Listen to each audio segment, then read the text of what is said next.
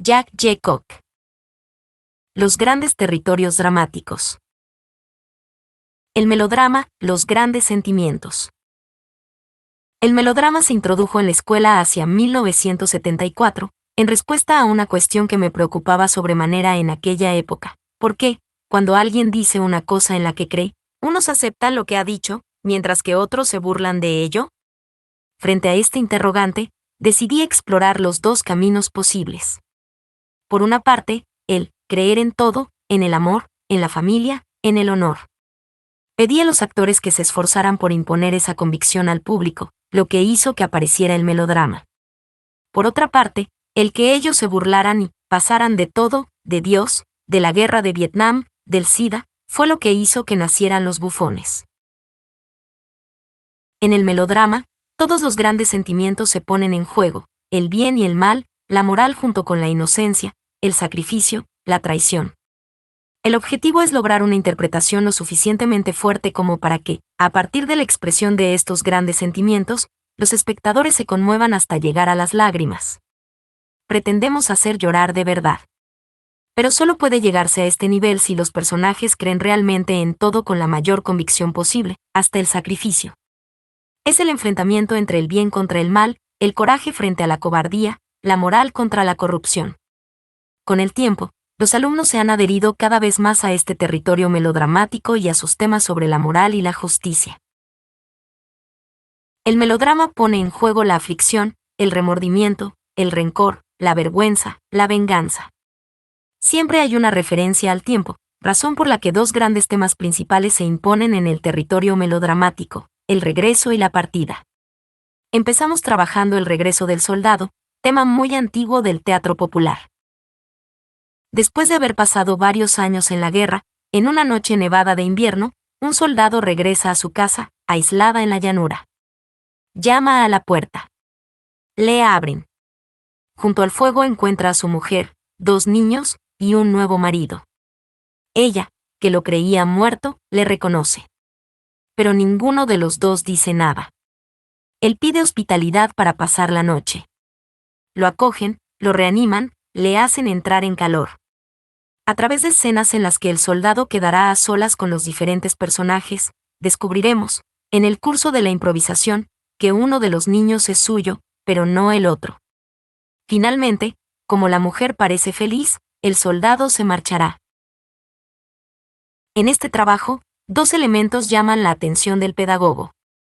Por una parte, la sutileza táctica del juego interpretativo, que permite sacar a la luz la sorpresa, el ritmo, las reacciones.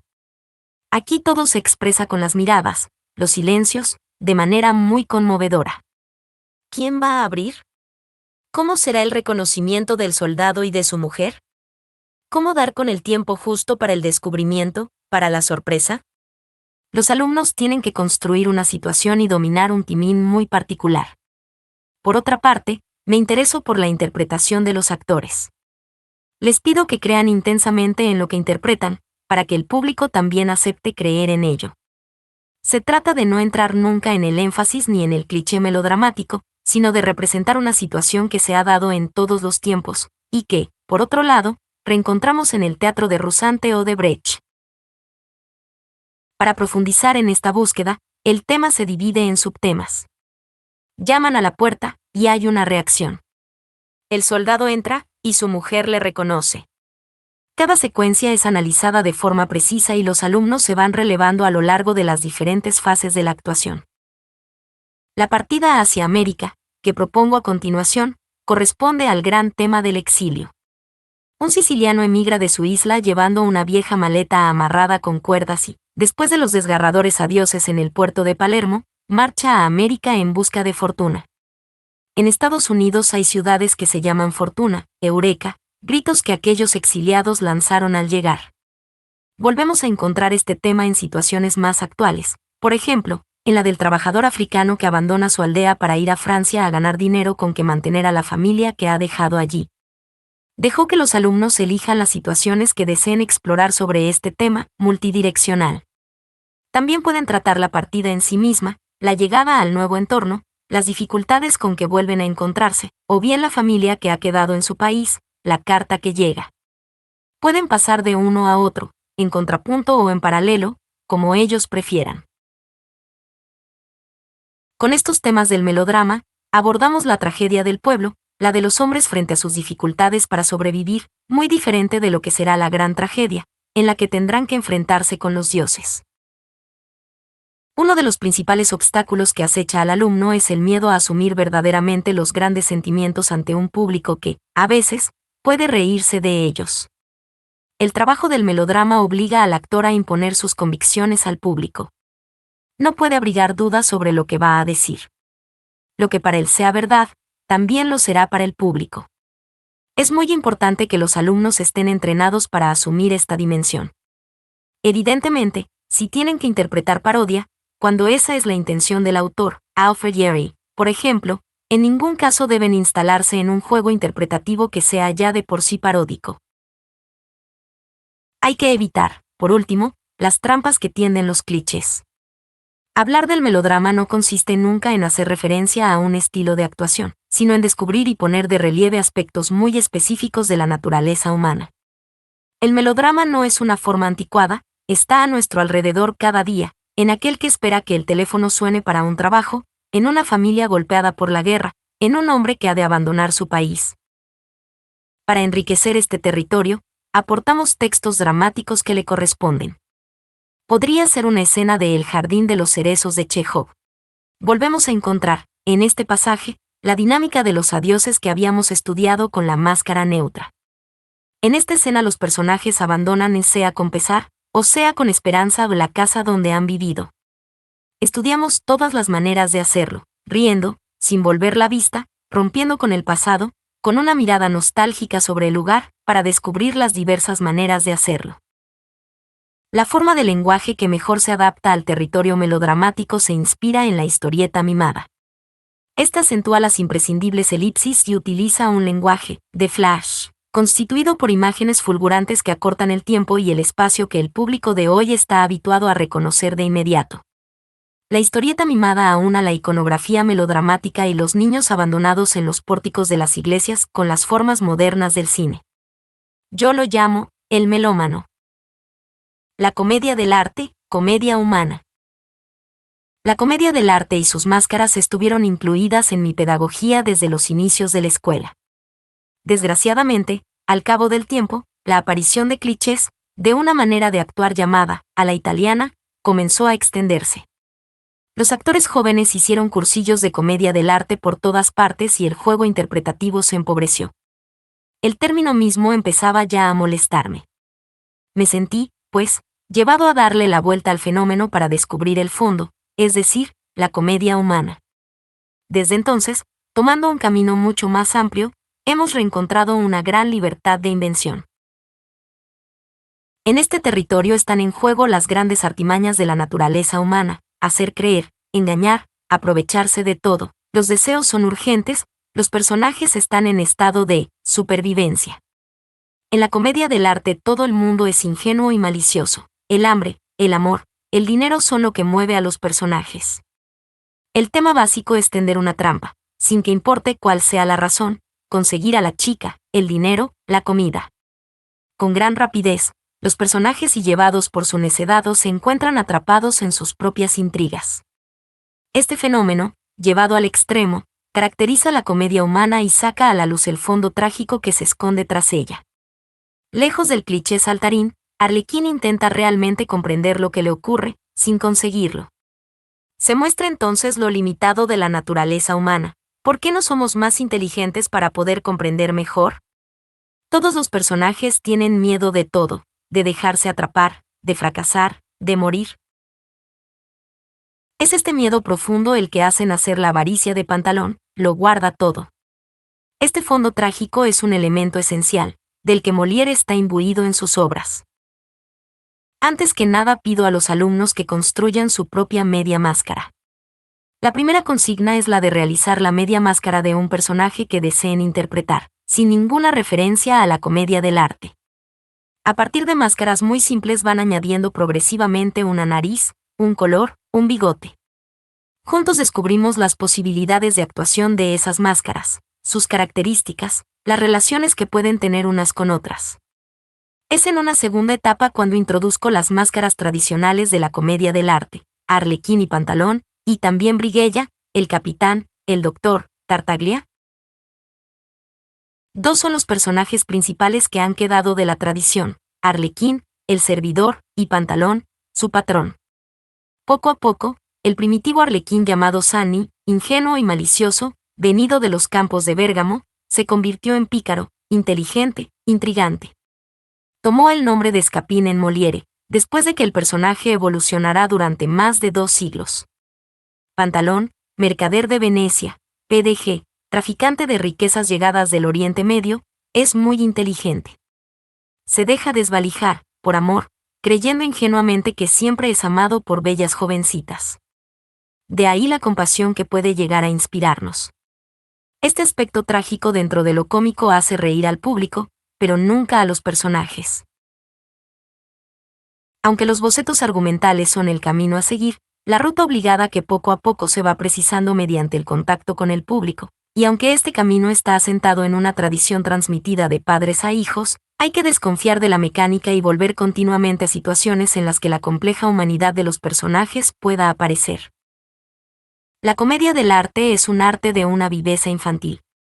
Se pasa muy rápidamente de una situación a otra, de un estado a otro.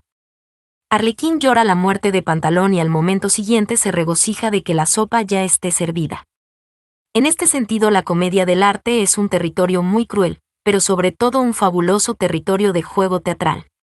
Los temas propuestos son particularmente simples. Arlequín se rasca o Arlequín come espaguetis, Pantalón cuenta su dinero.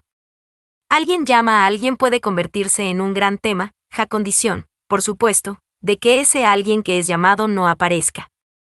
Entre la llamada de uno y la llegada del otro, todas las formas de teatro pueden existir. No todos los temas se pueden trabajar por medio de la improvisación. Algunos implican una preparación que los alumnos realizan en autocurso. El pedagogo está atento a 2 elementos complementarios. Por un lado, el boceto argumental, la historia, los puntos de paso obligado para los actores cuando improvisan en grupo. Por otro lado, y esto es más importante, el pedagogo debe insistir en el motor de la actuación. El motor no es que interpretar, sino cómo hacerlo. ¿Cuáles son las fuerzas que están en juego? ¿Quién tira? ¿Quién empuja? ¿Quién tira de sí mismo? ¿Quién se empuja a sí mismo? ¿De quién se tira? ¿Quién es empujado? Responder estas simples cuestiones es dar una dinámica al recorrido. Si el boceto argumental es lineal, de un punto a otro, el motor es dinámico y proporciona el relieve indispensable para la actuación. Esta dinámica sube o baja, nunca permanece horizontal, en la comedia del arte, sobrepasa los comportamientos cotidianos hasta llegar a alcanzar una dimensión imaginaria. No sonreímos, nos morimos de risa. En la comedia del arte, comedia humana, el estilo interpretativo es llevado al máximo, las situaciones desarrolladas hasta el límite. El actor alcanza un alto nivel de actuación y el público puede observar el resultado de un comportamiento, llevado incluso hasta la muerte. Falsa, en este caso. Pantalón está en su casa contando su dinero. Le anuncian la llegada de alguien que quiere verle. Pregunta, ¿quién es? No se sabe. ¿Es alto? Sí. ¿Es viejo? Sí. ¿Anda de esta manera? Sí. Ya sabe de quién se trata. Es su amigo Brigante que viene a reclamarle el dinero que le ha prestado. No quiero verlo, dice Pantalón. Demasiado tarde, Brigante ya ha entrado. Algunos abrazos. Querido amigo, qué placer. Se representa la comedia de la amistad. Después de lo cual vienen los Lazzi. Traen una silla, qué bonita es, dirá Brigante calculando el precio del objeto. Es una silla muy vieja, responderá Pantalón. En este caso, el motor principal de la actuación será valorar, despreciar. Uno se dedicará a despreciar todo lo que posee, y el otro tratará de valorar todo lo que podría llegar a pertenecerle. A continuación, Brigante intentará hablar del asunto que le ha llevado allí, y que es el cobro de una deuda, mientras que Pantalón evitará el tema, hablará de otra cosa, desviará la conversación. La desviación será el gran motor de la actuación, hasta el momento fatídico en que Brigante diga, dame mi dinero, y Pantalón muera de un infarto. para resucitar. Si esta Evidentemente, lectura te está siendo tan pronto útil, como Brillante no se olvides haya darle ido un en me busca del gusta y doctor, suscribir, porque para que una te vez enteres más, de los próximos aquí la muerte textos no es que más que subiré una de la estratagema. estratagema. Los alumnos pueden interpretar este tipo de tema tanto con las máscaras tradicionales como con las que construyen ellos mismos, pero he comprobado que se sienten más libres para adaptarse a los principios de esta forma de actuación llevando sus propias máscaras. En cuanto se habla de arlequín o de pantalón, la supuesta tradición aparece y los lastra. Bocetos argumentales y estrategias de actuación. Mi atención se dirige prioritariamente hacia la capacidad de los alumnos para desplegar un sentido táctico de la actuación. ¿Cómo consiguen subir o bajar de nivel una situación? ¿Cómo mantienen una inversión de la situación, el ladrón robado? ¿Cómo se desenvuelven en el intercambio rítmico de la palabra? La lengua italiana resulta para esto más fácil que la francesa, ya que es más percusiva, menos fluida. Una de las dificultades que surge con la media máscara tiene que ver con la voz. Durante el primer curso los alumnos han hablado muy poco y ahora, de repente, se encuentran con una gran libertad de palabra. Tienden entonces a utilizar su propia voz, lo cual es imposible con la máscara. El trabajo consiste, por tanto, en encontrar la voz del personaje, una voz escénica al nivel del juego teatral de la máscara. Ya al mismo modo que con una máscara es imposible moverse igual que en la vida, tras una media máscara tampoco se puede decir un texto sin que éste sea especializado. Detrás de una media máscara, el texto mismo también está enmascarado. No hay ninguna posibilidad de interpretación psicológica. El diálogo tiende al bota y risposta que los enamorados interpretan sin máscara. Los personajes de la comedia italiana navegan permanentemente entre dos polos contradictorios. Arlequín es a la vez ingenuo y malicioso, el capitán es feroz y miedoso, el doctor lo sabe todo y no es competente en nada, Pantalón es un jefe de empresa con dominio de sí mismo y, al tiempo, totalmente loco bajo el influjo del amor. Esta dualidad, llevada al máximo, es de una extrema riqueza. En la comedia del arte los personajes se mueren por todo, de envidia, de hambre, de amor, de celos. En tal sentido, este territorio dramático es una amplificación de lo que la vida nos muestra. Por tanto, el nivel del juego actoral ha de ser llevado al máximo, hasta la acrobacia. Sin embargo, como es imposible permanecer siempre en el estadio extremo del sentimiento, no se puede morir o tener hambre permanentemente, el personaje se encuentra siempre arrastrado, brutalmente, de un sentimiento a otro. El que ríe hasta más no poder, termina llorando, lo cual nos permite constatar que, al reír y al llorar, los gestos son los mismos. Arlequín, llore o ría, siempre se revuelca por el suelo de la misma manera. Los lazzi constituyen el espacio principal del juego interpretativo de la comedia del arte. En un libreto de comedia del arte, el momento más interesante es aquel en el que no hay nada escrito pero en el que en una acotación está indicado lazzi. Solo el actor, a través de su interpretación y su presencia cómica, puede hacer que esta parte del texto exista. La aparente pobreza de los guiones se debe a la dificultad de escribir sobre el papel qué es lo que hay que hacer para ser gracioso, conmovedor, convincente. Falta el actor en acción. La gran diferencia entre los gags y los lazzi es que estos últimos tienen siempre una referencia humana. El gag puede ser puramente mecánico o absurdo, salirse de una lógica para proponer otra. Los lazzi siempre muestran algún aspecto de la humanidad de los personajes. Arlequín y Briguella son los encargados de preparar la comida para los invitados.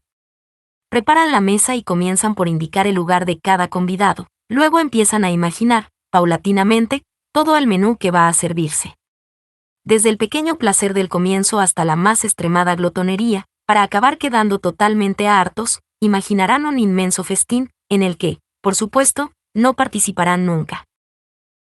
En la comedia del arte, esencialmente realista, los objetos también se integran en la actuación a través de la fantasía. La porra de Arlequín puede servirle de cola, puede reemplazar su mano cuando quiere saludar a alguien, sin tocarlo. La bolsa de Pantalón puede colgar entre sus piernas. Aquí el objeto nunca es un simple accesorio, sino que permite el desarrollo de un imaginario muy potente. Por eso no mimamos nunca los objetos, sino que los utilizamos realmente. Han quedado pocos textos auténticos de la comedia del arte, a excepción de los bocetos argumentales y de los bota y risposta. Así que abordamos paralelamente los autores que han sabido aprovechar este territorio: Molière, Ruzzante, Gozzi, Goldoni, pero también Shakespeare y Goethe. Es impresionante ver cuántos autores fueron influenciados en sus obras poéticas por aquellos comediantes italianos que recorrían Europa. Pedagógicamente tengo preferencia por los inicios de la comedia del arte con Ruzzante. Y también por el primer Molière, el de las farsas, más que por el Molière más psicológico del Don Juan o del misántropo. Se asocia con demasiada frecuencia a la comedia del arte con el concepto de improvisación. Sin embargo, nada en ella era improvisado. Incluso si a veces inventaban variantes, la práctica de la interpretación pasaba de padres a hijos rigurosamente estructurada. Los comediantes italianos tenían un repertorio de acciones que colocaban en los momentos apropiados. Cuando el Piccolo Teatro presentó en París Arlequín servidor de dos amos de Goldoni, Giorgio Strehler fue extremadamente estricto en su puesta en escena y se propuso respetar todo lo que estaba escrito. Un día, estando el ausente de la sala, los actores alargaron el espectáculo 20 minutos. Había que ver la cólera del director cuando se enteró de esta falta de autocontrol. La técnica del cuerpo que aplicamos es la de todos los teatros con máscara del mundo. Como ya hemos dicho, en esta forma de teatro, para que el cuerpo hable al público debe ser articulado perfectamente. Para ello, he elaborado una gimnasia del Arlequín. Asimismo, está presente el aspecto acrobático, como siempre justificado por el drama. Cuando Pantalón, encolerizado, da un salto mortal hacia atrás, el público no debe decir ¡qué gran salto mortal!, sino ¡qué cólera! Para llegar a tal nivel de compromiso físico y justificar un gesto así, es necesaria una carga emocional extraordinaria y, por supuesto, un perfecto dominio técnico del salto mortal. Las desviaciones más corrientes son los gritos, las gesticulaciones, la sobreactuación inútil. Cuando los alumnos no tienen la experiencia suficiente para alcanzar el nivel de actuación exigido, intentan, en vano, compensarla por medio del grito. Por esta razón, la comedia del arte es difícilmente abordable para los actores demasiado jóvenes. Frecuentemente, a los 20 años, los alumnos no han vivido lo necesario, les falta sobre todo la dimensión trágica, un importante elemento constitutivo de este territorio. Si, a pesar de todo, hacemos este trabajo en la escuela, no es para una utilización inmediata, sino para que conserven el recuerdo de este nivel de actuación en su cuerpo y en su cabeza a fin de que, más tarde, puedan servirse de él. Buscar una comedia del arte contemporánea ha sido a menudo el sueño de las gentes del teatro. Algunos desearían renovar los arquetipos para insertarlos en la actualidad social o política. Este proceso siempre me ha parecido discutible dado que, históricamente, en la comedia del arte las relaciones sociales son inmutables. Hay amos y criados, pero el propósito no es el de cambiar la sociedad. Se trata de sacar a la luz la naturaleza humana en su comedia hecha de fingimientos y de compromisos indispensables para la supervivencia de los personajes. Arlequín no hace huelga, se las apaña como puede. Pantalón nunca va a la quiebra, ni aun queriendo. La comedia del arte es de todas partes y de todos los tiempos, en tanto que siempre habrá amos y criados, imprescindibles para el desarrollo de la acción. Estos aspectos permanentes de la comedia humana me interesan para que los alumnos, que evidentemente son contemporáneos, puedan inventar el teatro de su tiempo. Los bufones, el misterio, lo grotesco, lo fantástico. Respondiendo a mi interrogante sobre los comportamientos de los que no creen en nada y se burlan de todo, los bufones han experimentado una gran evolución a lo largo de los años. La forma de abordar el tema se diversificó, dándonos acceso a un territorio muy vasto que tuvimos que descubrir. La primera etapa fue la de la parodia, que consistía simplemente en burlarse de otro imitándolo. Cuando alguien camina por la calle, basta con imitar su forma de andar para que aparezcan la burla y la parodia. Lo mismo ocurre con la voz y con el comportamiento. La imitación constituye un primer nivel, bastante amable, del escarnio bufonesco. La segunda etapa consistió en burlarse no solamente de lo que el otro hacía, sino, sobre todo, de sus más profundas convicciones. Yo le pedía a alguien, por ejemplo, que dirigiera al público un discurso lógico y razonado, una exposición de un tema científico o matemático y, al mismo tiempo, otro personaje estaba encargado de hacer reír al público imitando al orador. Al llevar esto a la práctica observé que, cuando una persona vestida normalmente con traje de calle se burlaba de otra vestida de la misma manera, la situación se volvía insoportable. El ejercicio llegaba rápidamente a un nivel de maldad difícil de asumir y me pareció indispensable que el burlador no fuera idéntico al burlador.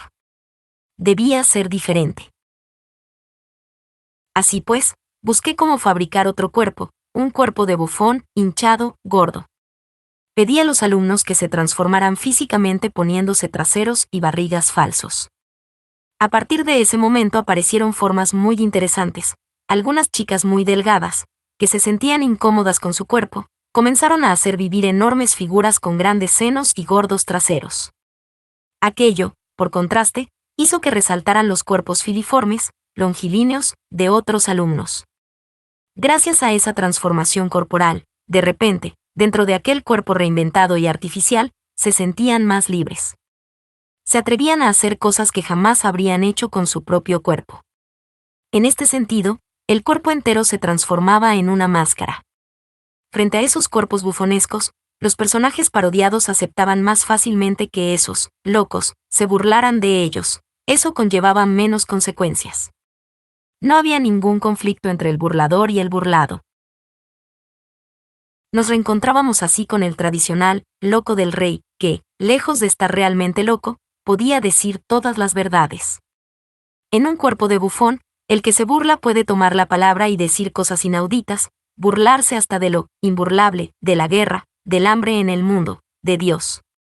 Los bufones nos han hecho conocer el SIDA antes de que todo el mundo tomara conciencia de la existencia de esta enfermedad. Han podido representar la procesión de la muerte del amor y, en la transposición bufonesca, hacernos aceptar lo inaceptable. He observado que los que se burlaban así de todo, incluidos los más altos valores, ponían al descubierto el misterio de las cosas. Entraban en el gran territorio de la tragedia.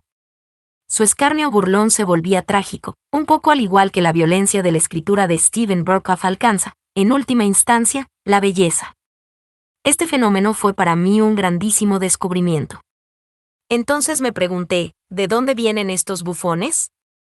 No podían venir de un espacio realista, de la calle, del metro. Así que tenían que venir de otra parte, del misterio, de la noche, del cielo y de la tierra. Su función no consistía en burlarse de un individuo en particular, sino de todos nosotros, de la sociedad en general. Los bufones se divierten, ya que ellos se divierten todo el tiempo, imitando la vida de los hombres. Hacer la guerra, pelearse, sacarse las tripas, los llena de gozo. Sin embargo, nunca juegan a la guerra con la cronología lógica del desarrollo de una historia. Utilizan una escritura particular. Cuando uno de los bufones mata a otro, se divierte tanto que pide que vuelvan a empezar. Y ahí los tienes, matándose mutuamente, una y otra vez, simplemente por placer. Por jugar. Entonces se pone de manifiesto la síntesis narrativa, las elipsis inherentes al juego interpretativo de los bufones. El que estaba herido era rápidamente atendido y llevado al hospital. Para que el hospital funcionara, hacían falta muertos. Para que hubiera muertos, había que matarse. Para matarse, había que hacer la guerra.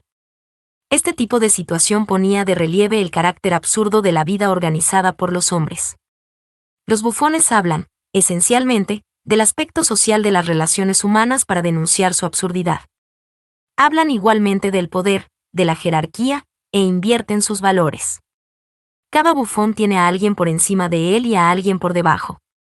Admira al uno y es admirado por el otro. Solo el que está en lo más bajo de esta jerarquía no es admirado por nadie. Él es el que garabateará, abajo el ejército, en las paredes de los urinarios, único e insignificante medio de expresión. El que detenta el poder, el príncipe, el director, el presidente, el rey, decide cuando se le antoja y por simple capricho, que la guerra ya ha durado bastante en un lugar y que ahora hay que hacerla en otro. Y todo el mundo le sigue. Realmente, los bufones funcionan sobre la base de la inversión de los poderes. El más débil dirige. A partir de los bufones solitarios, indagamos cómo podían llegar a juntarse, para acabar descubriendo que vivían en bandas. Una banda de bufones está formada, en el caso ideal, por 5 personas, entre las que puede existir una verdadera connivencia. Más allá de esta cifra, aparece el coro, del que volveremos a hablar. Una banda de bufones está dirigida por un jefe. Siendo útil, no toda la banda está ahí para ayudarle a formular lo que va a decir. De los próximos textos, hemos visto bandas de pequeños bufones arrastrar hacia nosotros la enorme cabeza de un profeta, que no tenía cuerpo y que venía a anunciar el misterio, antes de derrumbarse. En las bandas hemos descubierto, igualmente, a un personaje inocente que puede pasearse entre los otros sin alterar nunca el orden de las cosas. Extraña figura. Un error necesario. A lo largo del tiempo, de entre los bufones emergieron algunas grandes familias. Existió la del misterio, luego la del poder, y por último apareció una banda más loca, la de la ciencia. Estas tres familias nos llevan a establecer hoy día tres territorios diferenciados, casi autónomos: el misterio, lo grotesco y lo fantástico. El misterio merodea cerca de la creencia, casi religiosa. Los bufones del misterio son adivinos. Conocen el porvenir.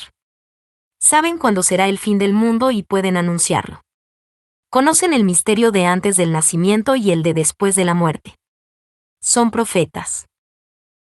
Los bufones del misterio surgen de la noche en procesión y bailan al ritmo de la percusión, calentando así el espacio. Traen consigo la palabra dormida. Los diablillos despiertan a su profeta que, como un iluminado, se yergue para describir el fin del mundo.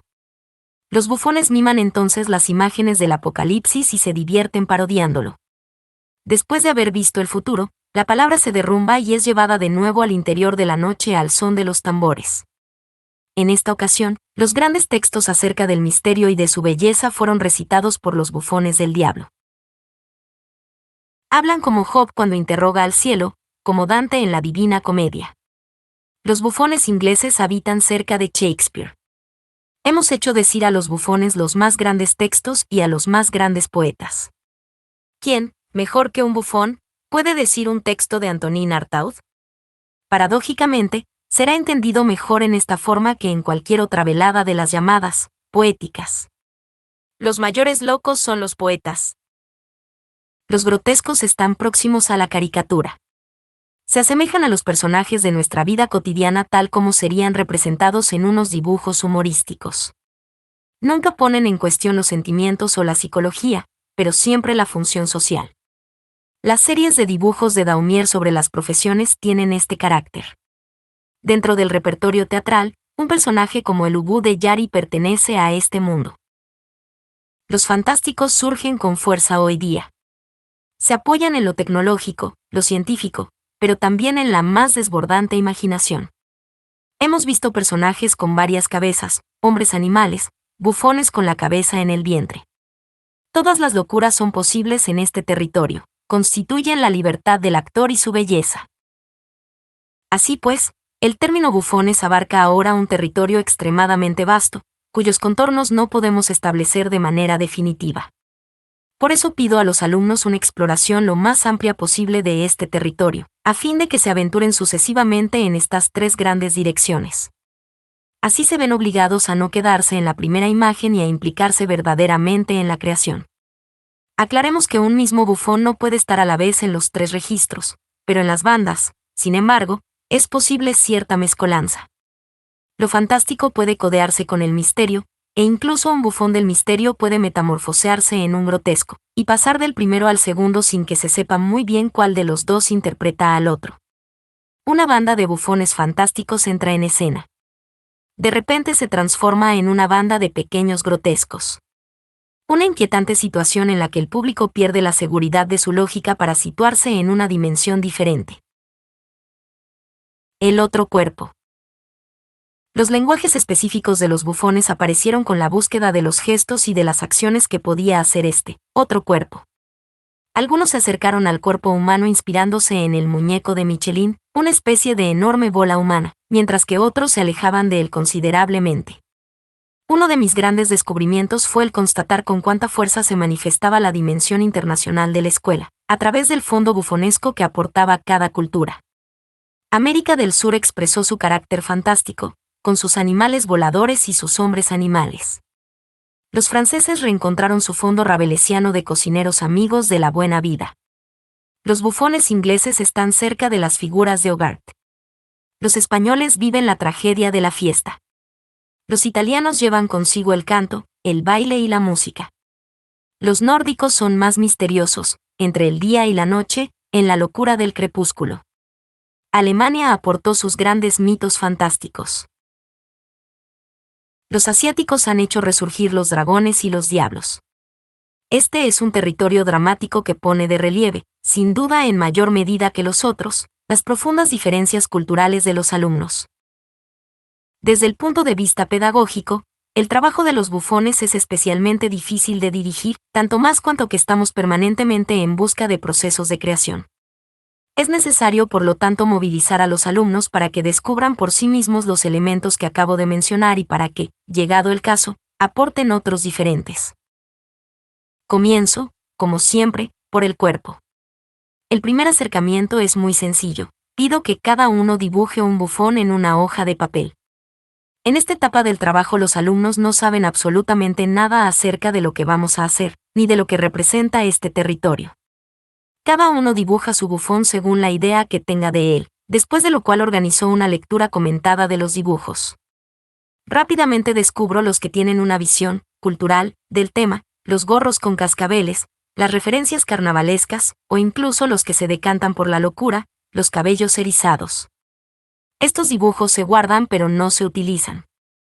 Al final del recorrido se los devuelvo a los alumnos como un elemento de reflexión personal. Sin ningún comentario. A continuación tienen que inventar, corporalmente, su bufón. Traemos telas, trozos de goma espuma, prendas de ropa, objetos, cintas, cuerdas, y cada uno trata de construirse libremente su cuerpo de bufón. Todos juntos buscamos los movimientos que los animan. Los que tienen traseros gordos se divierten bamboleándolos, otros juegan con sus largas colas, o se rascan con sus desmesuradas uñas. En esta fase del trabajo, insisto en que el vestuario no sea nunca definitivo ni demasiado elaborado. Es importante que mantenga un carácter provisional, que sea relativamente sucinto, desechable, y que pueda evolucionar durante la búsqueda antes de llegar, eventualmente, a una forma más definitiva al final del recorrido. Nadie es más niño que un bufón, ni más bufón que los niños. Por ello, paralelamente al trabajo sobre el cuerpo de cada uno, abordamos por medio de la improvisación una fase preparatoria a la dimensión bufonesca sobre el tema de la infancia. Intentamos reencontrar la infancia a través de diferentes formas de acercamiento. El primer tema propuesto es el de la plaza donde los niños están jugando a policías y ladrones, al escondite. Buscamos todos los comportamientos posibles en esa situación: el juego, la maldad, la ternura, la riña, la posesión, la risa. No se trata de representar externamente los personajes de unos niños, ni de caer en el infantilismo, sino de reencontrar el estado de la infancia, su soledad, sus exigencias, sus pulsiones, su búsqueda de reglas de juego, elementos todos ellos que serán utilizados en la dimensión bufonesca. Acto seguido propongo que los niños jueguen a ser mayores. Juegan a papá y mamá, juegan al avión, pero también pueden jugar a la guerra, un poco como lo hacían los niños del Líbano con metralletas de madera. Tras lo cual invierto la propuesta, sugiriendo que ahora sean los mayores los que jueguen como niños. Los guardias fronterizos, a cada lado de un hilo extendido en el suelo, juegan a ver quién lo pisa, estiran el hilo, lo vuelven a poner en su sitio, etc. Rápidamente descubrimos con cuánta fuerza este juego revela el afán de posesión y de poder sobre el otro. En sus rituales, los bufones no invocan al cielo, escupen sobre él. Apelan a las fuerzas de la tierra. Habitan el territorio del diablo, el mundo de las profundidades. Cuando salen a la superficie, toman forma humana. Inventan sus propios ritos, totalmente incomprensibles para aquellos que somos profanos. Llevan a cabo extrañas procesiones, peculiares ceremonias, desfiles con tambores. Una banda de bufones puede ponerse a golpear el suelo con los pies, a bailar, a cantar, a proferir elucubraciones, siempre de una forma ritual muy organizada. En este caso, los propios actores no saben muy bien lo que hacen, pero lo hacen. Estos ritos no provocan ningún conflicto, ya que la rivalidad no existe entre los bufones. Ninguno de ellos se enfadará nunca con otro. Están encuadrados en una jerarquía muy estructurada, pero aceptada. Están los que golpean y los que son golpeados. Y está muy bien que sea así. Los que son golpeados es porque ellos lo piden una y otra vez, es lo que les gusta. Cada uno tiene asumido un lugar en la sociedad de los bufones, que para ellos es la sociedad ideal. Por supuesto, esa sociedad es la nuestra. Los bufones comparecen siempre ante el público para representar a la sociedad. Por consiguiente, todos los temas son posibles: la guerra, la televisión, el Consejo de Ministros o cualquier otro acontecimiento de la actualidad, fuente inagotable de inspiración y de juego actoral. A veces se disfrazan de personajes de nuestra sociedad, se ponen un gorro de militar, un hábito religioso y se lanzan a interpretar esos personajes. Pero lo hacen a su manera, retornando sin cesar al bufón original, que siempre se burla del personaje que representa. Si deciden representar el sindicalismo, nunca entrarán en la psicología de tal o cual personaje conocido, como harían los guiñoles de un informativo satírico de la televisión, sino que jugarán a ser militantes. Representarán una manifestación, haciendo ellos mismos alternativamente de manifestantes y luego de policías, solo por divertirse. El trabajo de los bufones da muestra de un sentido lúdico adaptable a diferentes situaciones. Aquí todo consiste en la manera de hacerlo, en la escritura propuesta, en el nivel de juego actoral. Los alumnos escriben sus textos según otra lógica diferente. Si abordan una situación, los bufones la deformarán, la retorcerán, la representarán de una forma insólita. Al abordar un texto, podrán repetir 10 veces la misma palabra, volver atrás, nada más que por placer. Bufonearán la situación. Estamos en el reino absoluto de la locura organizada. Al igual que todo el conjunto del segundo curso, este trabajo explora un territorio completamente desconocido. Las referencias, cuando existen, vienen a posteriori. A veces hemos podido decir, este juego me hace pensar en los cuadros del Bosco, en los misterios de la Edad Media, en el carnaval, pero nunca hemos tenido tales referencias en la mente al comienzo de esa aventura. Lo que hoy día sé de los bufones, lo he descubierto en la práctica de los cuerpos en movimiento, en la improvisación, y no en los libros ni en una tradición que me inspirara no sé qué especial habilidad. Los bufones, por naturaleza, imponen una pedagogía de la creación. Al término de esta exploración, aún quedan hoy día algunas cuestiones pendientes. ¿Los bufones pueden bastarse a sí mismos? ¿Pueden, por sí solos, constituir un espectáculo? ¿O más bien coexisten con la tragedia? ¿Pueden intervenir en la tragedia? A la inversa, ¿hasta qué punto la tragedia puede intervenir en el territorio de los bufones? Para tratar de responder a estos interrogantes propongo abordar sucesivamente los bufones y luego la tragedia, antes de probar todas las combinaciones posibles. Guardo un recuerdo extraordinario de una banda de bufones que, a modo de servidores, llevaban sobre sus hombros a un coro trágico, lo depositaban frente al público y luego desaparecían. Entonces el coro comenzaba a recitar el texto de una tragedia griega. Sublime visión. La tragedia, el coro y el héroe. La tragedia es el mayor territorio dramático que existe, pero también el mayor teatro que aún queda por hacer. En la escuela lo abordamos a partir de los descubrimientos sobre el coro que yo había hecho en Siracusa, y que aplicamos principalmente desde una perspectiva pedagógica. Lejos de intentar un acercamiento histórico a la tragedia antigua, a sus supuestos códigos, nos esforzamos por reinventar lo que puede ser una tragedia de hoy. El territorio trágico sigue planteando un gran interrogante acerca de la relación con los dioses, con el destino, con lo trascendente. Algo muy distinto de una cuestión de secta o de religión. Los hombres de ciencia son hoy día los más cercanos a estos interrogantes cuando se encuentran maravillados frente al cosmos. Están ante un misterio que lleva al hombre más allá de sí mismo. La misma búsqueda sustenta, fundamentalmente, el territorio de la tragedia y lo aproxima al de los bufones. En el día de hoy, cuando los dioses han desaparecido, los bufones han ocupado su lugar y los han reemplazado. Esperemos que también ellos consientan en irse algún día para dejar sitio a algo diferente, a la integración del hombre a la vez en la sociedad y en el cosmos, sin desgarro alguno. Artistas y científicos están ahí para dirigir esta búsqueda. Para los alumnos, la gran experiencia de la tragedia es el descubrimiento del vínculo. Descubren lo que verdaderamente significa estar unidos, a la vez, todos ellos unos con otros y con un espacio. Hablar a través de la boca de los otros con la voz común del coro es estar totalmente anclado en la realidad de un personaje vivo y, al mismo tiempo, no olvides experimentar una dimensión que trasciende del ser humano. De los próximos textos, todo el trabajo del actor consiste en establecer una conexión entre estos dos polos, aparentemente contradictorios, entre los cuales puede acabar descuartizado. Dos elementos fundamentales configuran el territorio de la tragedia: el coro y el héroe. Con el fin de prepararnos para la experiencia del coro y del héroe, llevamos a cabo un trabajo preliminar sobre las multitudes y los tribunos. La multitud se trabaja por medio de la improvisación. El primer tema propuesto consiste en recrear Hyde Park, ese parque de Londres donde, cada domingo, hay gente que se sube a un estrado improvisado y trata de atraer la atención de los transeúntes para alargarles un discurso. Insisto en que los alumnos actúen realmente, es decir, que defiendan un punto de vista que no sea forzosamente el suyo. La distancia entre el actor y el tema me parece esencial, es mucho más rico, en cuanto a la interpretación, estar a favor de la pena de muerte cuando personalmente se está en contra, y a la inversa. Observemos que esta improvisación es también, a veces, el momento de la verdad para el propio actor. El público, en cuanto se aburre, se va. En una segunda etapa, este ejercicio se completa con la entrada de un segundo personaje, que procede a oponerse al primero exponiendo los argumentos contrarios.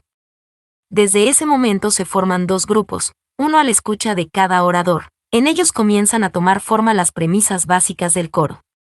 Por último, designó un jefe de orquesta, un director de escena improvisado, que desde fuera de la acción, ajusta el conjunto de la improvisación y pone orden dentro de ese gran desorden elemental, dando alternativamente la palabra a la multitud, o a uno u otro de los oradores, y asegurando así la organización rítmica de la representación.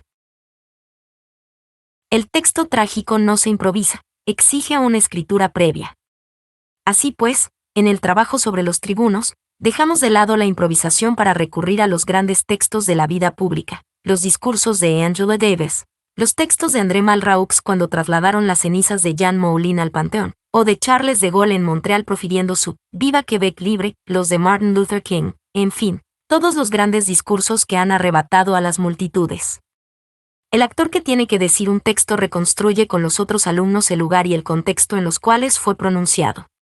Organiza la puesta en escena dentro del espacio de la escuela y luego representa la situación. Trabajando sobre esta propuesta, han surgido algunos momentos memorables. El discurso de Hitler a la CSS una tarde de Navidad, interpretado por un actor alemán ante una multitud en posición de firmes y el brazal con la cruz gamada en una manga. Una escena especialmente difícil de soportar. Otro recuerdo, Cataluña Libre, una arenga por la independencia de Cataluña lanzada desde el balcón de la escuela, mientras los transeúntes se congregaban para constituir la multitud que escuchaba. A través de estas experiencias, los alumnos experimentan el nivel emocional que vincula entre sí a una multitud, a un tribuno y un texto. El tribuno preludia al héroe y la multitud, a la humanidad del coro. El tránsito de la multitud al coro es una elevación del nivel de actuación, idéntica a la que se opera en el tránsito de la actuación psicológica a la actuación con máscara. El coro trágico es una multitud elevada al nivel de la máscara. Dado que el coro siempre está en reacción ante un acontecimiento o ante una palabra, hacemos un trabajo preparatorio enfocado sobre el coro en reacción. Varios alumnos tienen por consigna transmitir y hacer comprender al público lo que están observando, únicamente por medio de sus reacciones ante un acontecimiento, un partido de fútbol, una película, una corrida de toros. Un grupo de espectadores asiste, en el palco de un teatro a la italiana, a una representación.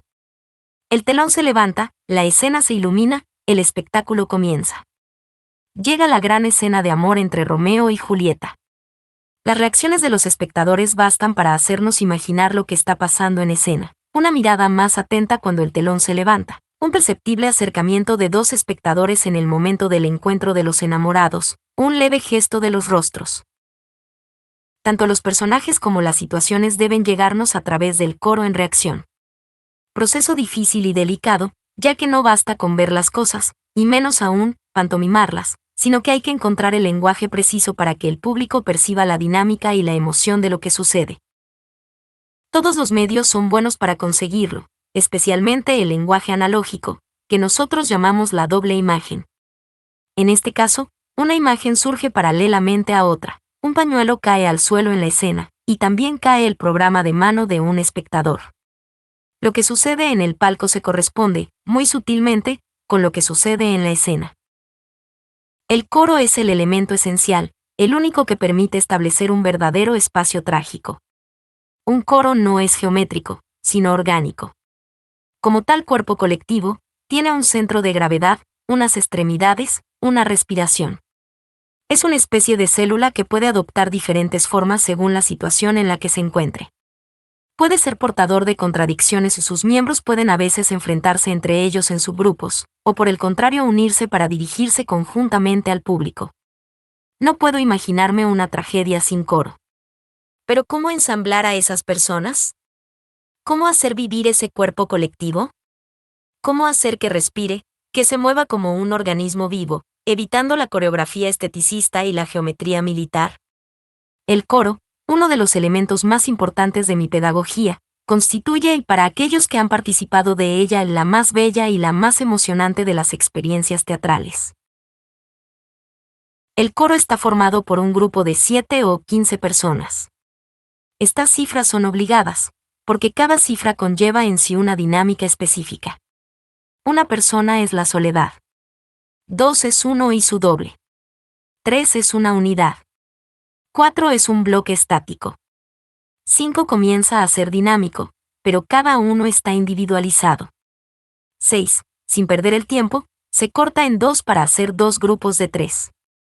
7 es un número interesante, de ahí puede surgir un corifeo rodeado por 2 semicoros de 3. 8 es un bloque estático por partida doble. Con 9 comienza la multitud, una compañía de 9 personas se disgrega en todas las direcciones. Desde 10 hasta 12 es un oratorio. Con 13, el coro ya comienza a nacer. 14 es inamovible, siempre falta alguno. 15, como en el rugby, es el número ideal, un corifeo y 2 semicoros de 7, con sus respectivos subcorifeos, que nos ofrecen maravillosas posibilidades de movimiento. Más allá de este número, ya es una invasión, inevitablemente militar. Para que los alumnos descubran y comprueben por sí mismos estas evidencias, les propongo un sencillo ejercicio. Un grupo de alumnos ocupa andando todo el espacio de la sala. A una señal dada, se juntan en grupos de 2, 3, 5, 7, etc. Todos observamos cómo consiguen organizarse y cómo, a continuación, esos grupos pueden o no ser puestos en movimiento. Otro tipo de ejercicio, un coro se mueve sin que se sepa quién lo dirige. La pauta establecida internamente, que el público no conoce pero que los alumnos descubren, es que el que dirige es forzosamente aquel que es visible para todos los demás. O este otro, hacer respirar al coro aumentando al máximo la distancia entre sus componentes. A partir de una determinada distancia, el coro deja de existir, se desintegra. Estamos de nuevo ante el límite de ruptura, término tan usado por los arquitectos.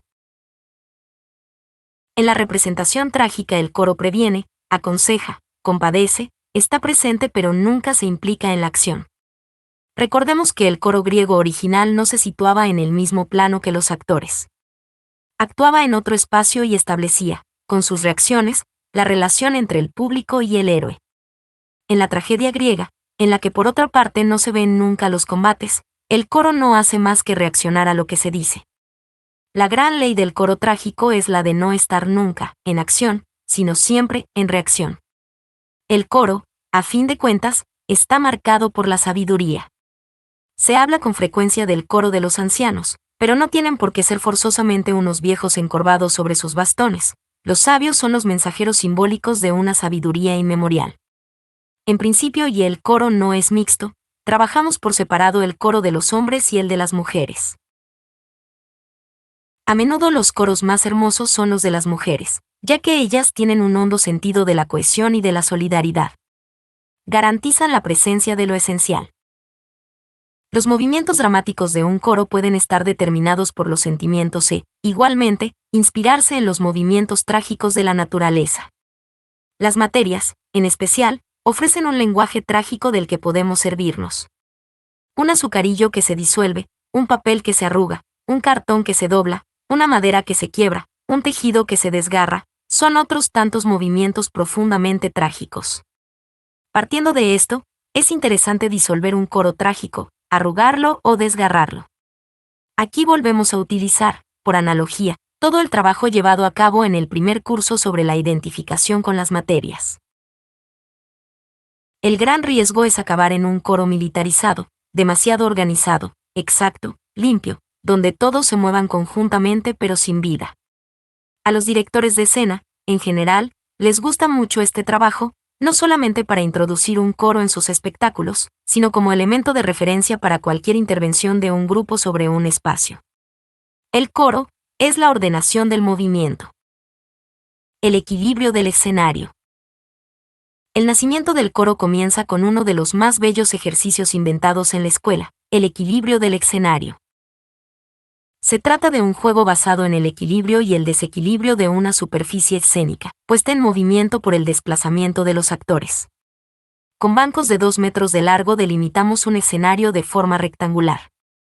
10 bancos, 2 por cada lado a lo ancho, 3 por cada lado a lo largo, en los que se sientan los participantes, circundan este espacio. Dicho espacio debe ser obligatoriamente un rectángulo y no un círculo, ya que el círculo solo permite un único movimiento verdadero, dar vueltas. La arquitectura de la Casa de la Radio en París lo demuestra. O bien el acto ritual se impone, es el fuego central en el que participan todos los que lo rodean. Por eso es tan difícil representar teatro en un círculo.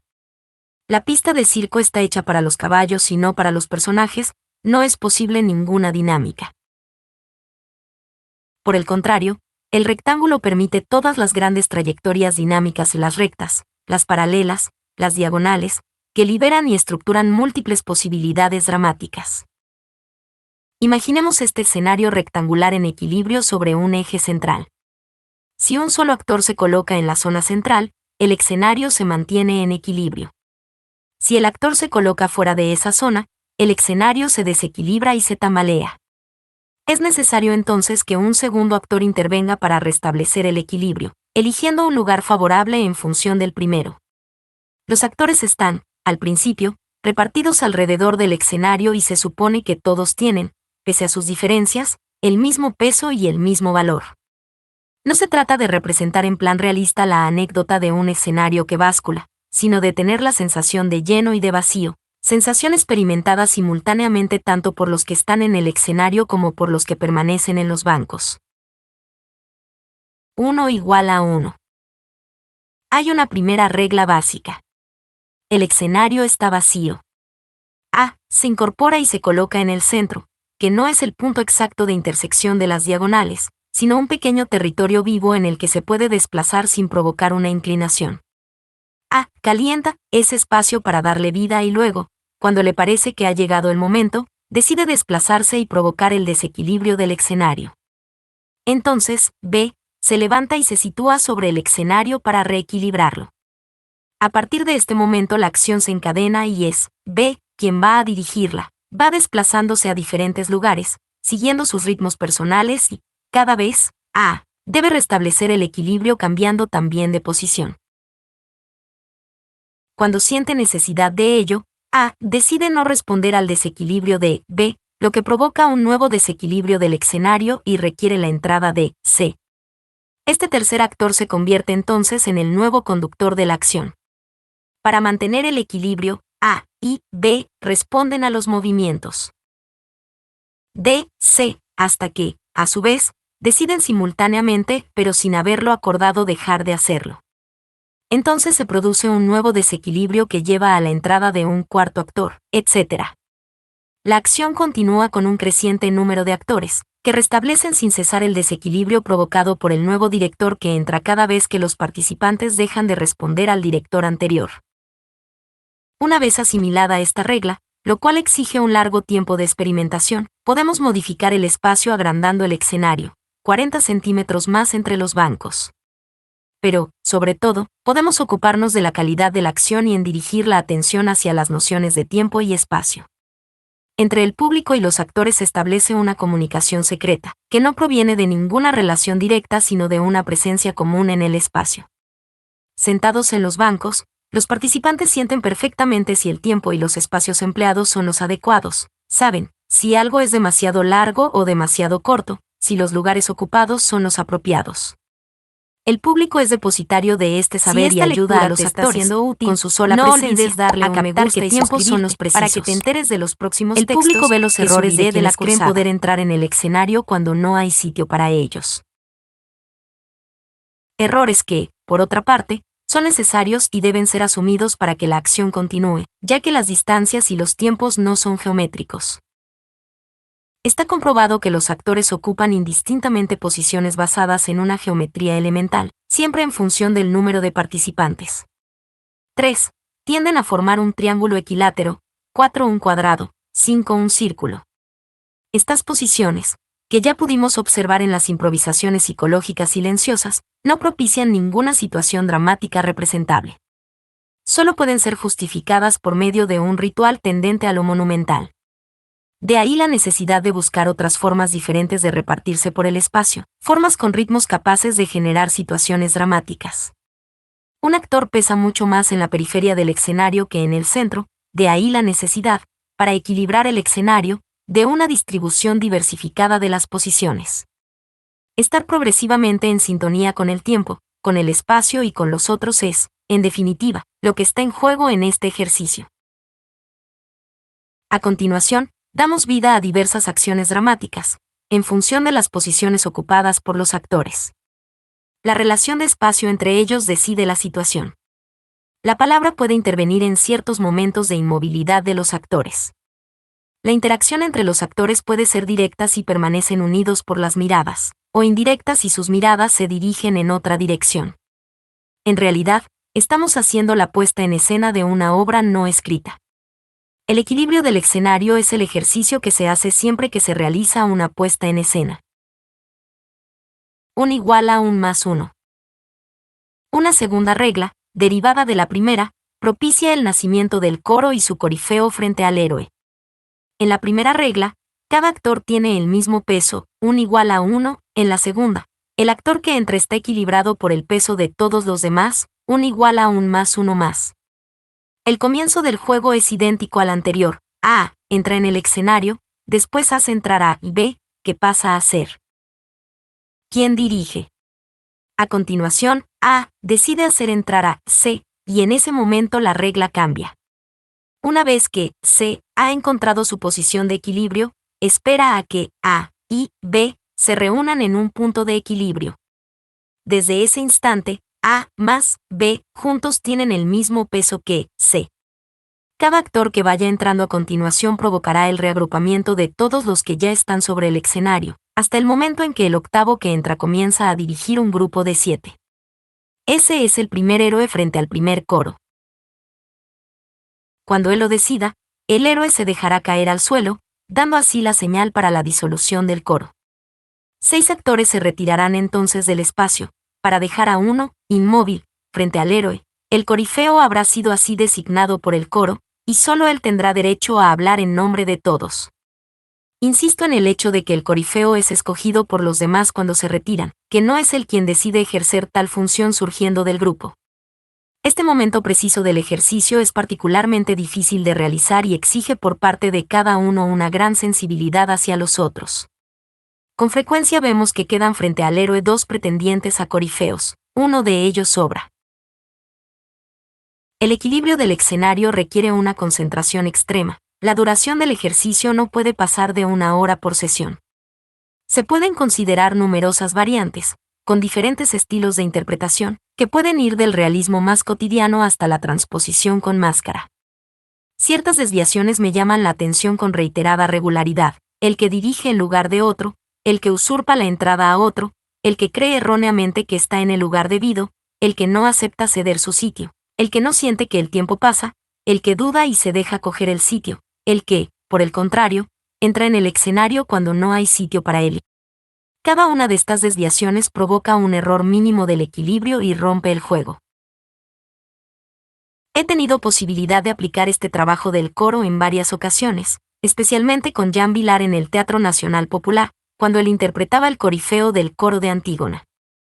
En un momento en que yo estaba colaborando en la puesta en escena, Vilar me preguntó dónde debía colocarse y yo le sugerí que permaneciera al fondo de la escena, oculto entre el coro, para que, forzosamente, solo al desaparecer este último él apareciera a la vista del público. Yo había hecho una cosa similar en Italia, en la revista Quien está en escena, cuando toda la compañía, unas 60 personas, representaba en el primer acto una gran fiesta popular en Roma con bailes y canciones. De repente, sonaba la sirena de alarma de Roma, ciudad abierta de Rossellini, y la multitud desaparecía para dejar sitio, en el centro de la escena, a la gran Anna Magnani, inmóvil con su faldita negra, cantando una canción del Trastevere, un barrio popular de Roma. Hermosos recuerdos. En la tragedia, frente a la ley divina, frente al destino, los hombres no son responsables de sus actos, están en manos de los dioses que los dirigen. Las pasiones humanas, el deseo del poder, el odio, el amor, los celos, vienen a oponerse a la voluntad de los dioses y abocan al héroe a la muerte. El pueblo, siempre presente, es testigo de estos acontecimientos y los comenta. Si bien fue posible hacer renacer al coro, la cuestión del héroe se reveló mucho más delicada. Puesto que no se deseaba mantener los antiguos modelos, y ya que se rechazaba al héroe grandioso que nos impone una determinada imagen de la tragedia, ¿qué personaje lo suficientemente fuerte se podía contraponer hoy día a un coro en movimiento? ¿Cuál podía ser el héroe de nuestro tiempo? Esta búsqueda de la humanidad del personaje nos llevó, a lo largo de 20 años, a múltiples investigaciones. Paradójicamente, fue el melodrama el que hizo aparecer al héroe moderno. El hombre de cada día, viviendo solo en su casa, en su más sencilla cotidianidad, se convirtió en el héroe, el antihéroe, del coro trágico. Los alumnos sintieron la necesidad de rodear a este personaje corriente de un coro, en el que se incluían también algunos bufones. El personaje no veía a quienes le rodeaban, pero era sostenido, aconsejado, por ese coro que le ayudaba, que le hablaba, que expresaba sus voces interiores. Con este antihéroe melodramático, apareció el gran tema de la soledad, que unió profundamente melodrama y tragedia. El coro venía a llenar, de una manera muy humana, el espacio dejado vacío por la soledad. Habíamos entreabierto una puerta. La necesidad de los textos. La dimensión trágica es abordada a partir de textos antiguos o modernos, no solo a partir de textos escritos específicamente para coros, sino también de otros que nos ayuden a alcanzar un excepcional nivel de expresión. Utilizo, por supuesto, los grandes textos griegos, Esquilo, Eurípides, Sófocles, pero igualmente Eresino, más cerca de nosotros, Antonín Artaud, Boto Strauss, Michel Azama, Steven Berkoff. También utilizo este magnífico texto sobre una tragedia de la naturaleza, escrito por Leonardo da Vinci para describir la dinámica del diluvio antes de pintarla. Nuestro objetivo no es llegar a una puesta en escena completa, sino concentrarnos en la configuración del coro y en la implicación del cuerpo y de la voz. Entramos en los textos por medio del cuerpo. Sin pasar nunca por un trabajo de mesa, tomamos los caminos de la mimodinámica. Tal como antes hicimos con la música y con la pintura, ahora exploramos los acercamientos al texto. Pedimos a los actores que busquen una fusión corporal con el texto, con sus imágenes, sus palabras, sus dinámicas, a partir del movimiento. Fusión no es interpretación. La interpretación consiste en aclarar el texto según distintos aspectos. En función de la época y del contexto, se puede incidir en el aspecto social, psicológico o moral. Esta elección es responsabilidad del director de escena. Mi proceso pedagógico se abstiene de toda interpretación para limitarse al respeto constante de las dinámicas internas del texto, sin ninguna toma de posición a priori. En una primera fase, gesticulamos el texto al hablar, sin preocuparnos de la construcción. Los gestos que surgen son heteróclitos. Este trabajo básico sirve para liberar el texto en el cuerpo y que este último no constituya un obstáculo. Una vez aprendido el texto, establecemos la géstica dinámica, que será realizada ya sin texto en silencio. Poco a poco, una estructura del texto va saliendo a la A. Qué espantosos rumores se oyen en el aire oscuro desgarrado el furor del rayo y los fulgores de sus descargas, que devastan y sobrepasan golpeando todo cuanto se opone a su paso. ¿A cuánto se ha visto taparse los oídos con las manos para no oír el inmenso bramido que llena el aire tenebroso de los vientos furiosos mezclados con la lluvia, los truenos celestes y el furor del rayo. Otros no se limitan a cerrar los ojos, sino que se los cubren con las manos y los oprimen con fuerza para no ver el cruel destino que la cólera de Dios depara a la especie humana. ¡Ah, qué desesperación! ¿Y cuántos los enloquecidos que se precipitan desde lo alto de las rocas? Pueden verse las ramas de un gran roble cargadas de hombres que el ímpetu del viento ha arrastrado hasta allí por los aires. Del mismo modo, el viento ha hecho volcar las barcas, unas enteras, otras en pedazos, sobre las gentes que, sintiendo la amenaza de la muerte, se esfuerzan por salvarse con gestos y movimientos desgarradores. Otros, desesperados, se suicidan, sin esperanza de poder soportar semejante angustia. Unos se arrojan desde el acantilado, otros se estrangulan con sus propias manos, otros, cogiendo precipitadamente a sus hijos, los arrojan desde lo alto, otros, golpeándose con sus propias armas, se matan ellos mismos, otros, cayendo de rodillas, se encomiendan a Dios. Ah, cuántas madres lloran a sus hijos ahogados, que tienen sobre sus regazos, con los brazos abiertos alzados hacia el cielo y con voces que aúllan maldiciendo la cólera divina. Otras, con las manos juntas y crispadas, se muerden con crueles dentelladas, como si se devorasen, o rezan suplicantes, abrumadas por un inmenso e insoportable dolor. Luz a partir de la nebulosa inicial. Corregimos entonces la calidad de los gestos y después, en pequeños foros, de 5 a 7 alumnos en círculo, buscamos los gestos más apropiados hablando todos al mismo tiempo. Uno de los alumnos, elegido como mejor mimador por el grupo, se sitúa en el centro y dirige la palabra del coro, emitida por los otros en completa inmovilidad. Desde la gesticulación hasta la inmovilidad, el texto ya estará aprendido. La segunda parte del trabajo es la de las decisiones, sobre la distribución de las voces, para poner de relieve el sentido del texto sin ningún afán de interpretación significante. En una tercera etapa, por último, pido como autocurso que pongan en escena el texto escogido para presentarlo al público, ya sea en inmovilidad, o con desplazamiento, o con gestos expresivos. Sigue viviendo a la deriva, Hécuba, y es todo el coro el que se encuentra y llevado por este grito y inmerso en un movimiento de deriva, a la búsqueda de un ritmo, de un movimiento, de una entonación. Aquí el objetivo no es encontrar no sé qué coreografía del coro en movimiento, sino el conseguir, a fin de cuentas, la inmovilidad del actor que haya sentido en su cuerpo la dinámica y la emoción de este recorrido. Cuando un actor, después de haber hecho estos ejercicios, diga bien inmóvil este texto, el espectador que cerrase los ojos debería verlo moverse. Una vez que los alumnos han explorado algunos textos breves y que ya los conocen, trabajamos el terreno de la voz. Los monstruos furiosos del relato de Terámenes no pueden ser expresados con una pequeña voz de cabeza. La implicación del cuerpo entero es indispensable para el conocimiento de la furia trágica. El actor puede ser ayudado por otros, que lo arrastran, lo empujan, lo retienen, para que él sienta físicamente las dinámicas del texto. Gracias a este tipo de ejercicio, adaptado a cada texto, comprobamos que la voz se modifica para llegar a ser una verdadera voz del cuerpo, la única capaz de manifestar la auténtica dimensión trágica. Los actores conservarán la impronta de esa relación física con el texto, y la habrán incorporado antes de enfrentarse a cualquier interpretación. También llevamos a cabo un trabajo sobre la voz común del coro. El coro trágico habla con una sola voz, es pues necesario que el grupo de actores pueda alcanzar esta dimensión colectiva. Para hablar conjuntamente, se utilizan diferentes técnicas. Mientras un alumno dice un texto sabido por todos, otro intenta decir el mismo texto a través de la boca del primero. Por acumulación, otros van añadiéndose hasta conseguir una voz común del grupo. Cada uno de ellos experimenta entonces la sensación de ser hablado por los otros. Esta voz colectiva es con frecuencia conmovedora y muy bella.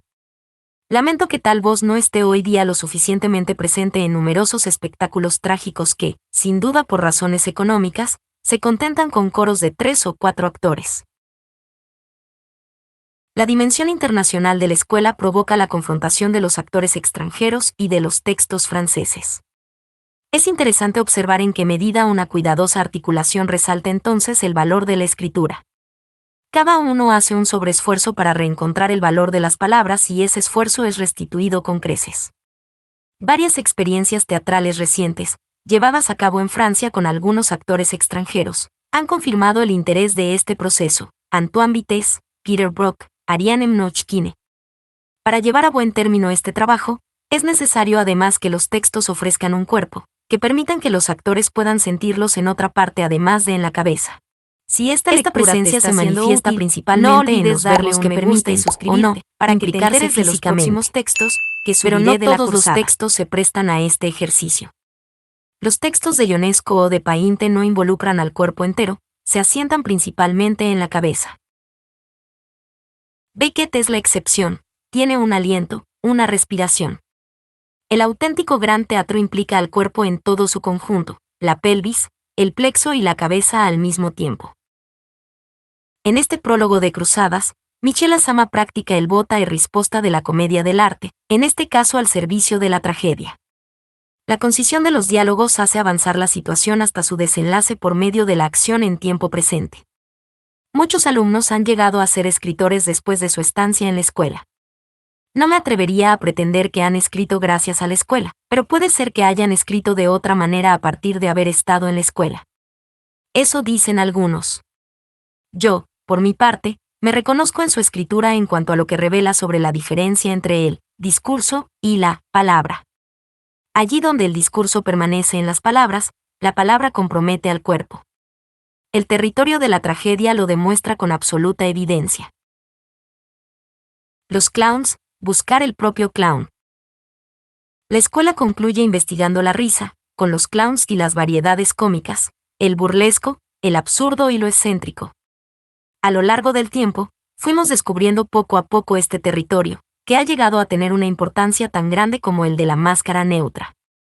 Uno y otro enmarcan la pedagogía de la escuela. Este trabajo, que al principio solo duraba 2 o 3 días, ahora se desarrolla durante varias semanas, ya que el interés de los alumnos me fue llevando progresivamente a profundizar en el tema. Los clowns aparecieron en los años 60, cuando yo me estaba interrogando sobre las relaciones entre la comedia del arte y los clowns de circo. El principal descubrimiento surgió en respuesta a una pregunta muy simple: el clown hace reír, ¿pero cómo? Un día pedí a los alumnos que se pusieran en círculo reminiscencia de la pista circense y que nos hicieran reír. Uno tras otro, lo fueron intentando con payasadas, piruetas, juegos de palabras a cual más fantasioso. Todo inútil. El resultado fue catastrófico. Teníamos la garganta oprimida, una sensación de angustia en el pecho, todo aquello se estaba volviendo trágico. Cuando se dieron cuenta del fracaso, pararon la improvisación y se volvieron a sus sitios para sentarse, despechados, avergonzados, incómodos. Fue entonces, al verlos en aquel estado de abatimiento, cuando todo el mundo se echó a reír, no del personaje que pretendían presentarnos, sino de la persona misma, puesta así al desnudo. Lo habíamos encontrado.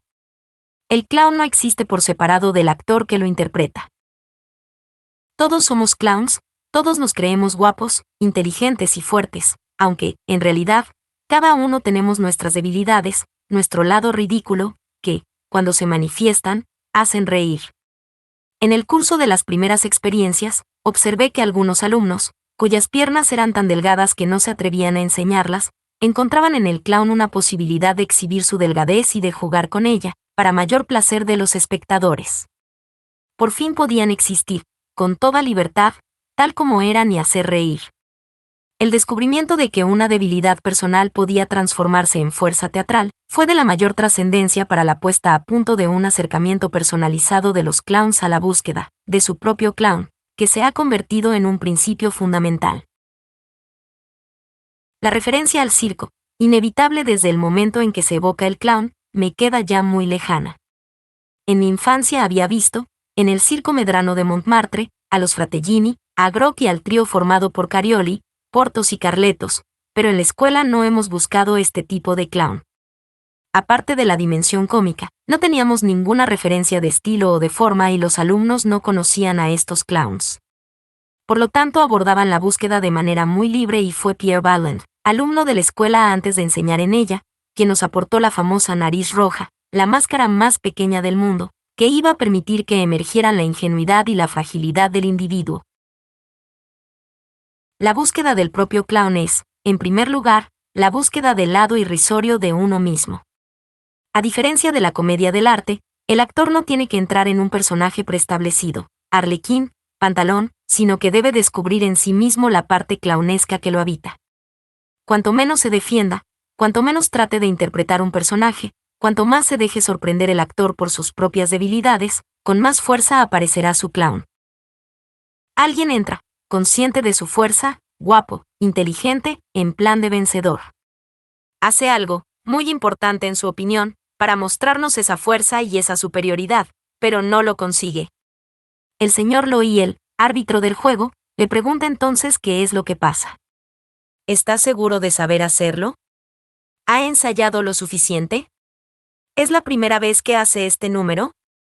¿Como aficionado? Al responder estas preguntas, el actor debe jugar al juego de la verdad. Cuanto más sea él mismo, pillado en flagrante delito de debilidad, tanto más gracioso será. Sobre todo, no debe representar un papel, sino dejar que surja, de manera muy psicológica, la inocencia que hay en él y que se manifieste con motivo del fracaso, del desastre de su presentación. No es posible enumerar los temas de trabajo de los clowns, para ellos la vida entera es un tema clownesco.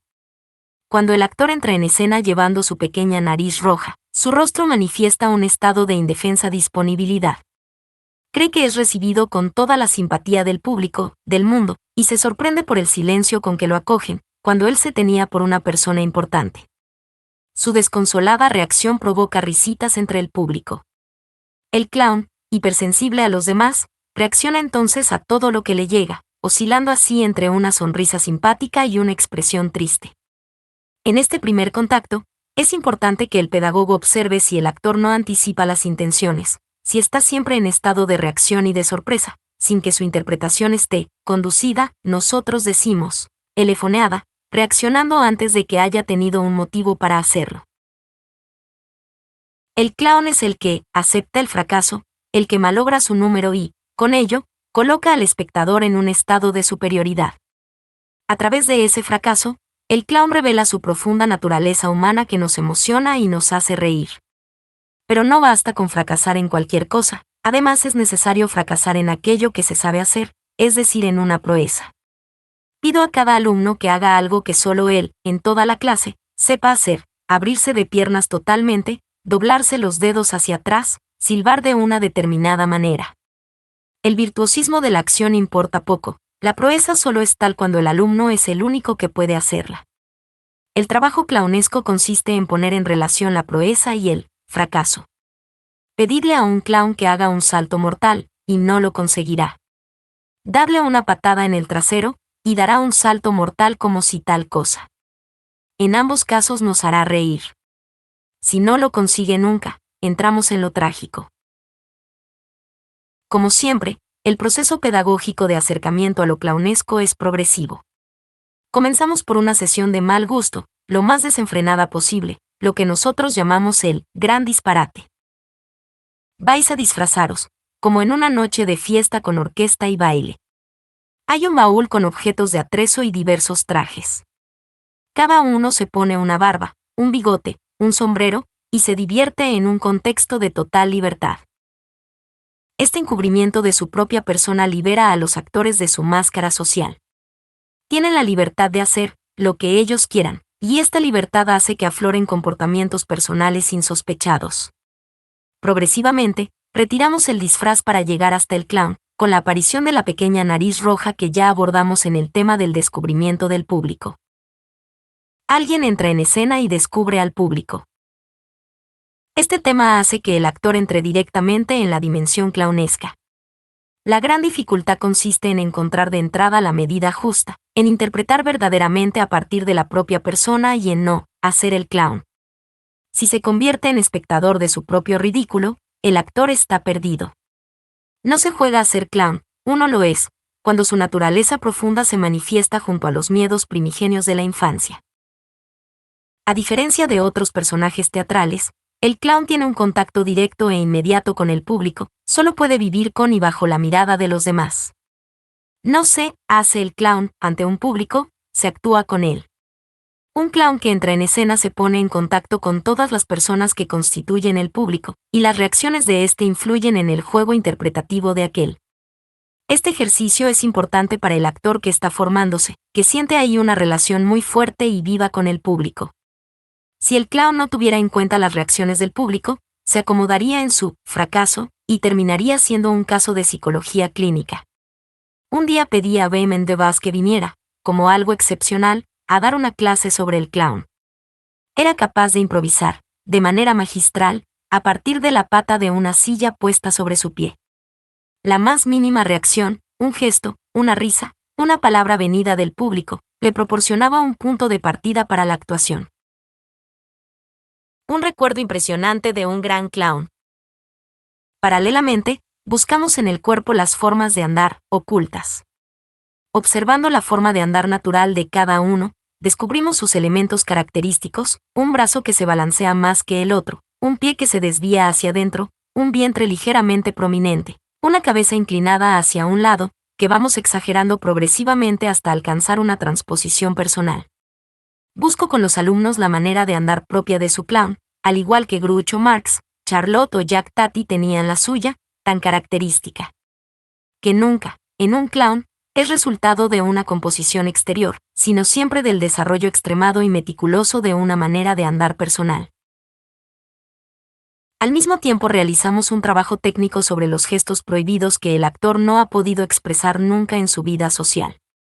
Anda bien, ponte derecho, deja de rascarte la cabeza, y otras tantas frases por el estilo son órdenes combinatorias que hacen que ciertos gestos se queden en el fondo del cuerpo del niño sin que puedan ser expresados nunca. Este trabajo, muy psicológico, da al actor la máxima libertad de juego interpretativo. Es útil que los alumnos conozcan esta experiencia de libertad, que se encuentren sin defensas ante lo que yo llamo el clown primigenio. Las referencias al circo reaparecen cuando abordamos el fenómeno del trío. Los clowns de circo suelen ser tres: el clown blanco, el Augusto y el segundo Augusto. Toda situación clownesca impone una jerarquía entre los clowns.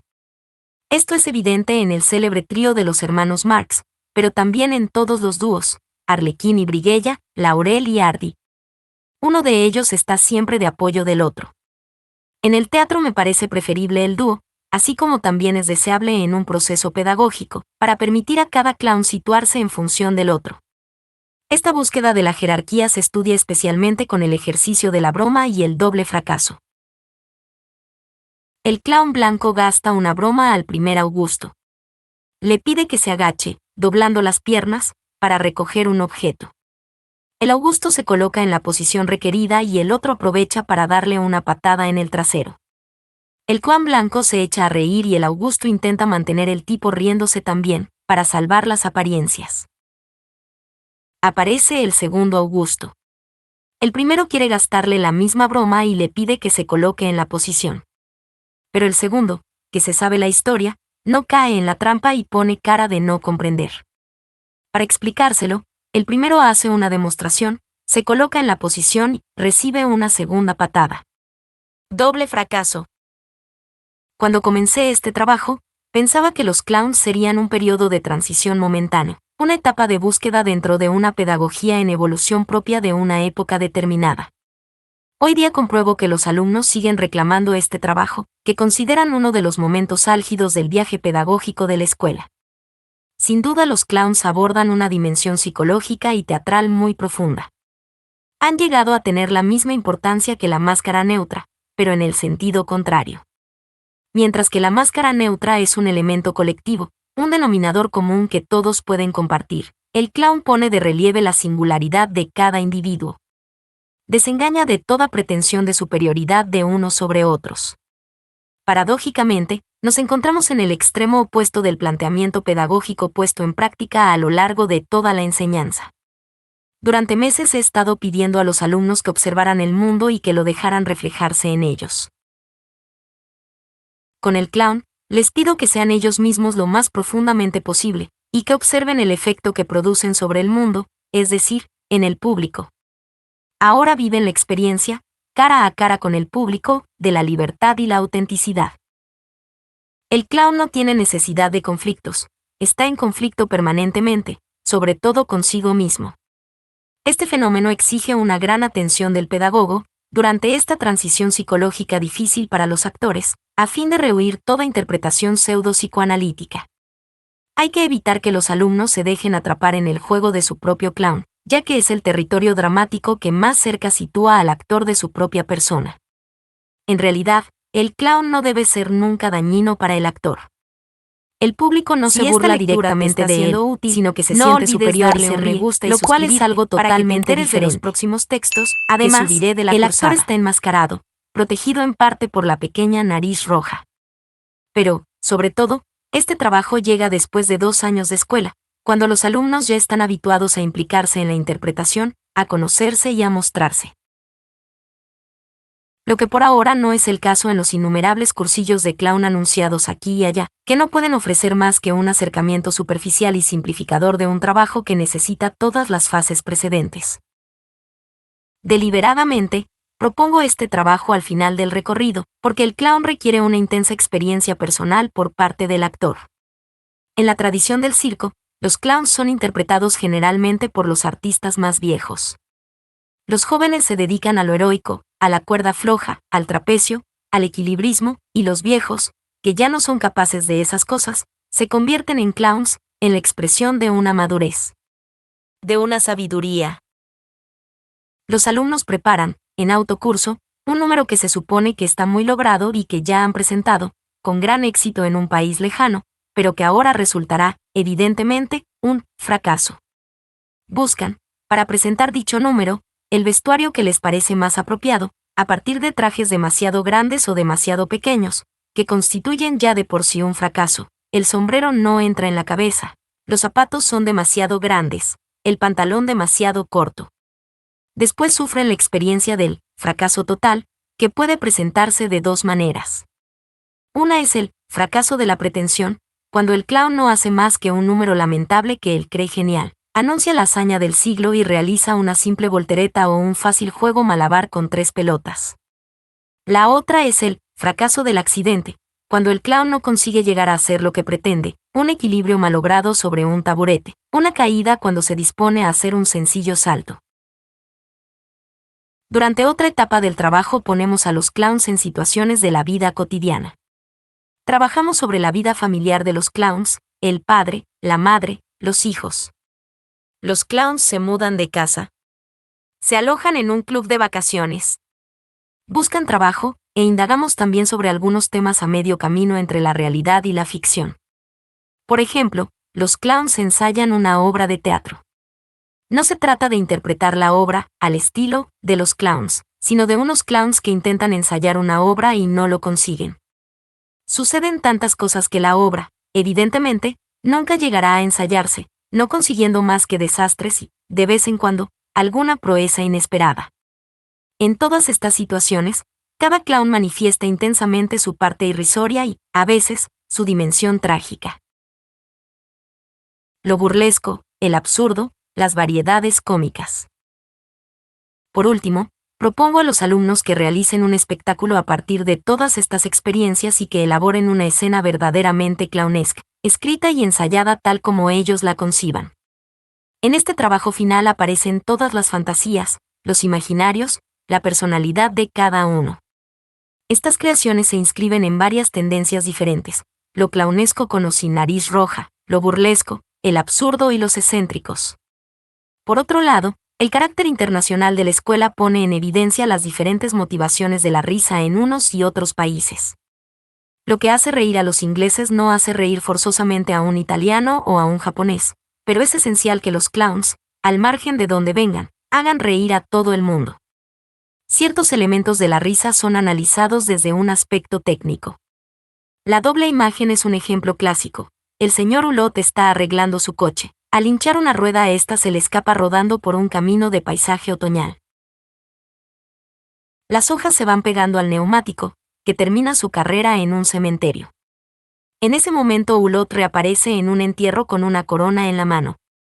Pura asociación de ideas y doble imagen, técnica utilizada muy a menudo por Charlie Chaplin. Por ejemplo, cuando Charlotte, para escapar de sus perseguidores, se pone una pantalla sobre la cabeza y juega a ser el pie de la lámpara.